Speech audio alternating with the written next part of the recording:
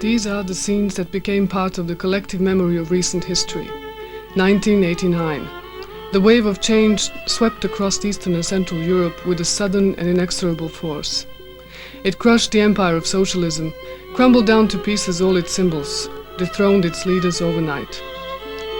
The peoples of Eastern Bloc countries, riding on this immensely powerful wave and carried by a tremendous zeal, staged the most dramatic and spectacular ending of the communist era in that part of the world.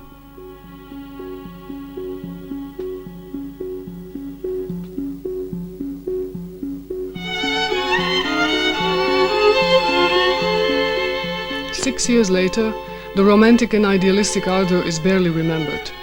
The bright colors of the promised future have faded in face of the reality of a long-lasting and painful process of transition filled with doubts and uncertainties. But in 1989, the desire to move away from the past was ferocious and unstoppable. Within a few months, 45 years of history were pushed into the realm of oblivion. Yet, together with them, the wave of change sunk the memory of many parallel histories. Among them, histories of battles for free thought and unhindered creativity that paved the way for the events of '89.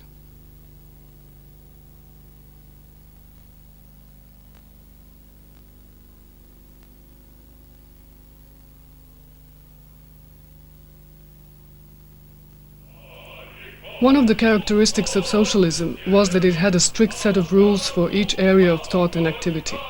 That naturally included art. The rules were really simple. Since there was only one ideology and one party in power, there was also only one direction to be followed in art: socialist realism. It was a peculiar mixture of totalitarian pomposity, kitsch, and fanatical devotion to realistic depictions of subjects which glorified the ruling ideology and the system. As any other totalitarian regime, Eastern European socialism was very fond of using theatrical forms. Huge stadium spectacles and street parades set a clear example of the aesthetics and poetics to be obeyed by everyone, including professional theaters. Yet, escaping the watchful eyes of authorities and censorship, another kind of theater was struggling for survival. Theater that disobeyed the imposed rules.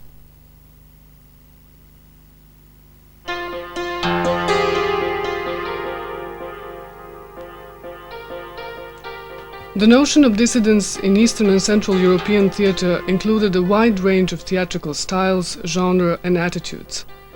There were at least two reasons for that. Given the single-mindedness of the ruling ideology, everything that stepped even slightly out of the prescribed frame could have been considered politically incorrect and therefore dissident. On the other hand, institutions of censorship in most of the socialist countries never revealed the limits which should not be crossed. Due to the existence of this grey area, the dissident label could be applied at one time or another to historical patriotic dramas, classical plays, even to such proclaimed socialist playwrights as Brecht or Mayakovsky.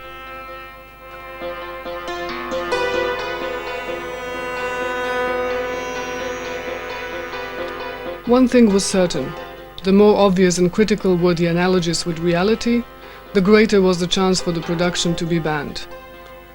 And if the critical blade would incise all the way to the highest level, banishment would be imminent. The supreme directors of the Grand Theatre of Socialism made sure no such attempt would escape their scrutinizing eye.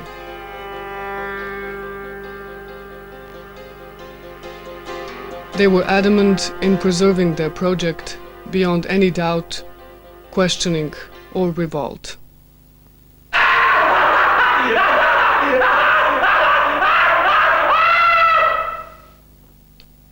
That is why dissidence was more often a state of mind than an open act.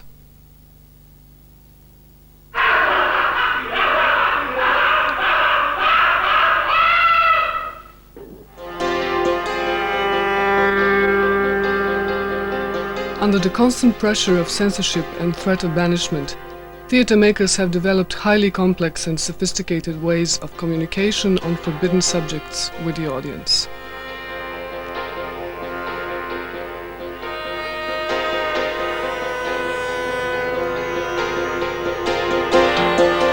themes that would subtly refer to the actual situation, stage design, costumes, small gestures, significant pauses, choice of particular music. All of these elements created a kind of secret coded language between audience and actors.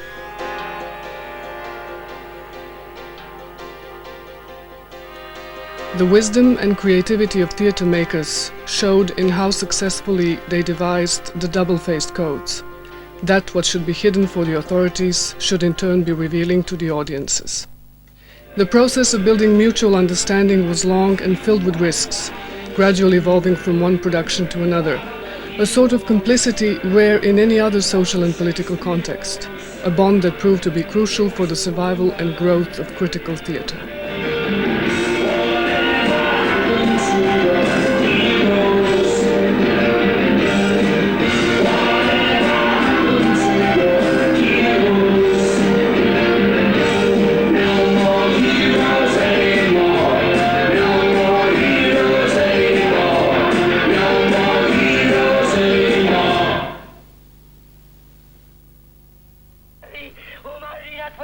But dissident theatre wasn't necessarily political.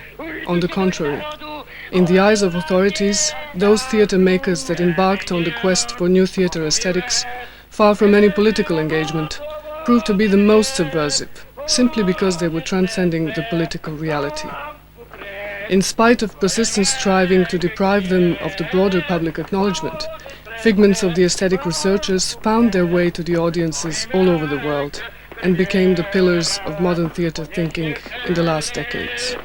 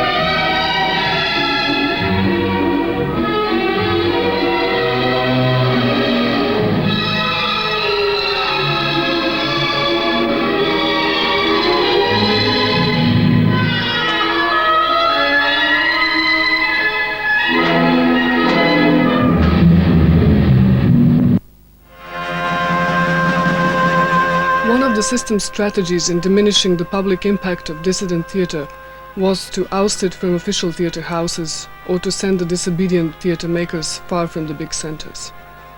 What was treated as an aesthetic invention in the West, in the East was the emergency exit.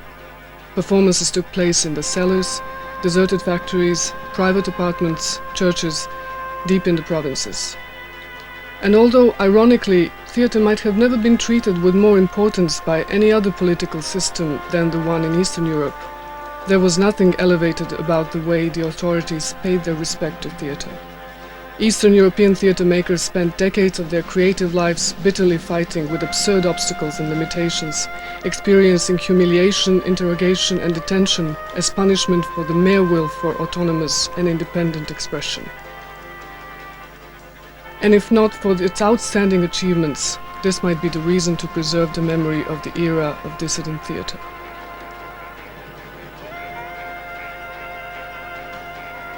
It is more than an excerpt from the past. Its vitality and inventive spirit set the point of reflection for the theatre of the troubled today and the vague tomorrow.